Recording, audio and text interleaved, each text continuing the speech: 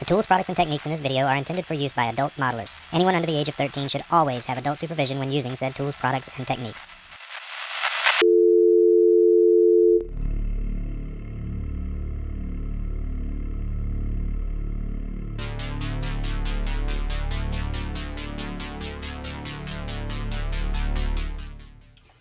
Hey everybody, welcome to episode 2 of our Ghostbusters Neutrona wand build.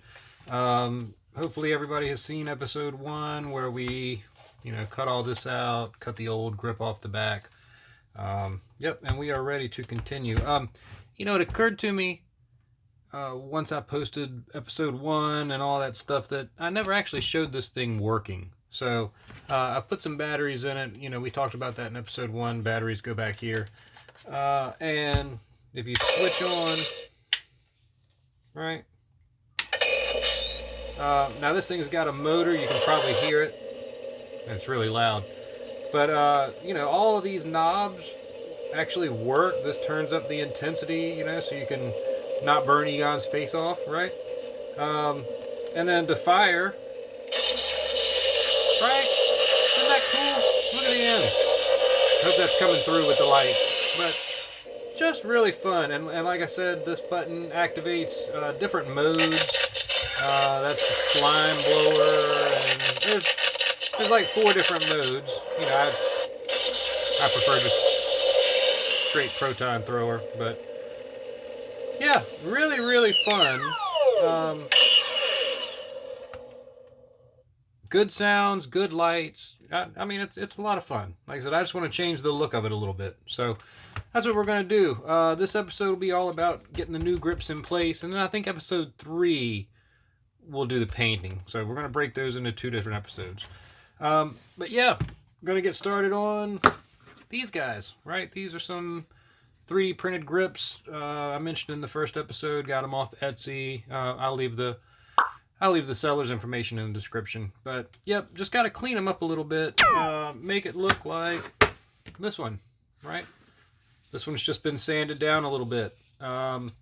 Started with 60 grit sandpaper, 120, 220. Just cleaning it up and get some of those lines off. And we'll do the same thing to this one. But we need to make some marks on these for adding to the gun, and that's where we're going to start. Let me get a pin, and for the back handle, this one's the easy one. Again, just like in the first episode, this one's not going to be that hard. You can see that the shape is very nearly perfect, right? So all we have to do is sort of cut out all of this material, right? Just like that. And this is just a rough sketch, y'all. But so it slips down on top of this. But then we also need to bring it back to about, back to about there. Oh, am I even on camera? Probably not even on camera. Right, so when it slides down, all of this, all of this inside here will be gone. And it can just fit right down on top of that. Pretty as you please. These little things will probably get cut off once we get the handle in a more definite shape. So, yep, that'll be the first part, is just getting rid of all this stuff, right? And I'm going to do that with the Dremel. So, back out to the shed I go. But before I do that, I want to mark this handle because... Here, let me flip it over. You can see what I'm doing here. So this one, same thing. It's just going to slide down on top. But, oops, it's backwards. It's just going to slide on top of this old handle. But as you can see, I hope you can see. Can you see? It's just a little bit long back here. So we're gonna cut it off about right there. And then the same thing. We'll come in here and just sort of eat away at this a little bit until it fits over this and fits over that. So both sides, right? Just take out, we'll just take out something like this from both sides. So yeah, I'm going to find my pin cap. So I'm gonna, like I said, use the Dremel to get these cleaned up, and when we come back, we will take a look at what we got. Be right back. Okay, everybody, here we go. Got the grips all sanded down and trimmed up a little bit. Like I said, they don't need much work for this project, but they did need a little bit of trimming. So that's what we did. I just used a Dremel and sort of hollowed this out, used sanding wheels and polishing wheels and all that stuff to just cut it out. This is the rear, so I only had to do one end that fits over this little end, just like that. And hopefully you can see that. It just slides right over, fits pretty as you please. Same with the front, cut it out a little bit just so it would slide over that old grip. Now I do have a little bit of brown showing up here, but when we're done, all that will be disappeared. So the next step is going to be to connect these things to the Neutrona wand. To do that, I'm just going to use some JB Weld. This is a really quick setting epoxy, and yeah, so I really like this one because it's got a cap on it, right? So when you're done, you can pop the cap back on, save what's left. Ordinarily, you would mix this, down in the tray and then smear it on what you want, but I'm not going to do that. I'm going to mix it right in the bucket there. And give it a stir.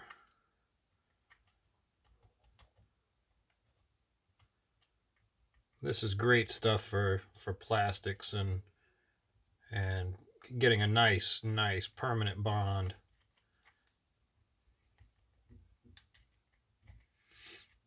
All right, there we go. And this goes on the back end. So going to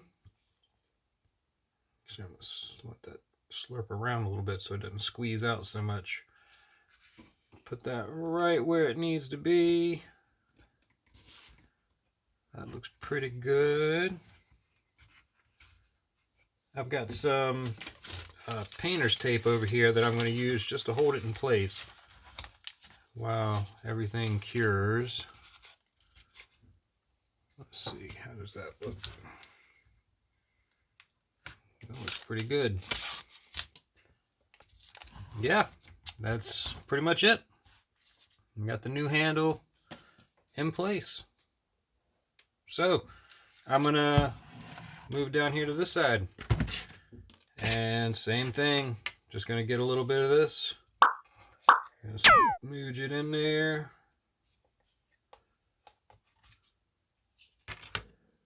and use the stirring stick. Am I on camera? Give this a little bit of a stir.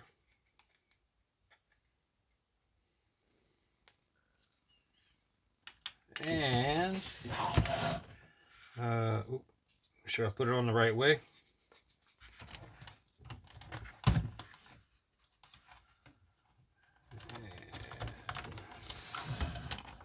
And mash that down.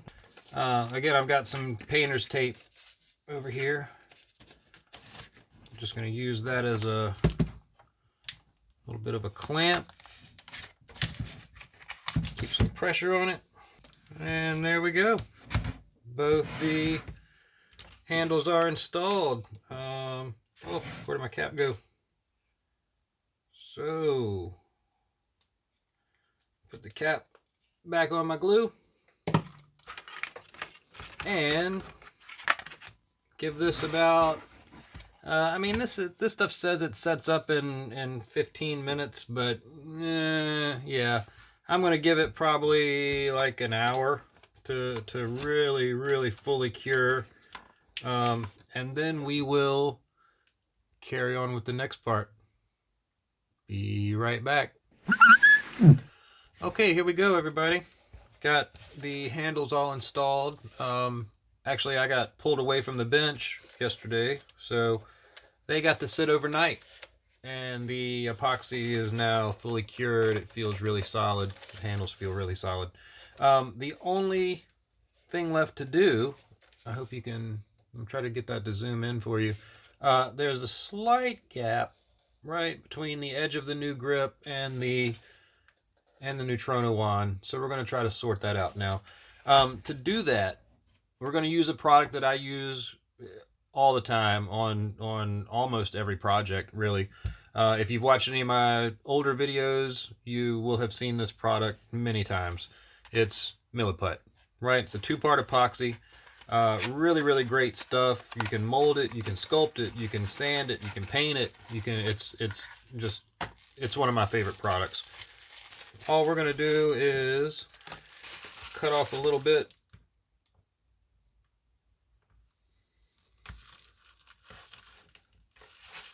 Right, and cut off an equal amount of the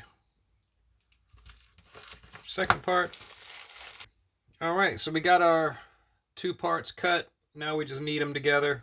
The instructions say knead until a uniform color, and then 1 minute after that, I don't really ever time it. I just sort of knead it all together until it's sort of uniform. All right, that's probably good. All uniform color. The only other thing I have here is a little bit of water just off camera. We'll use that to smooth it out once we get it on. And then I've also got just a hand towel, right, to clean up any messes that are bound to happen. So what I'm going to do is just take a little bit of that and roll it out. Make sort of a long strip, right? Just like that. And let's move into frame here. I'm going to take that and put it right on that seam. Now, we're going to add more to it, of course. This won't be all it gets, but this is just a base to start working on, right? Now push it down in that seam. A little bit more.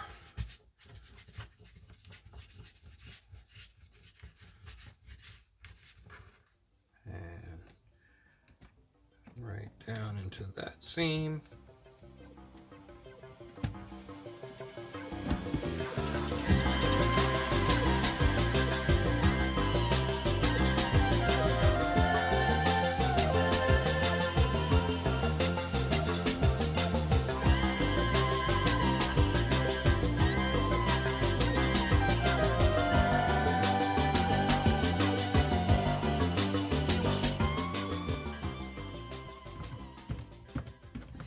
All right, and there's the sort of basic shape, right? Just sort of filled it in. It's really rough, but once we get that, then we can grab our water, and I just get a little bit on my finger and sort of smooth that out. But this is why I love Milliput. Once you get it sort of the way you want it, it's super malleable. A little bit of water and you can make anything you want. Did I not get I don't have a paper towel. I'm gonna just grab a Q-tip to, am I even on camera? Just grabbed a Q-tip to wipe away some of that water. We can see what we got.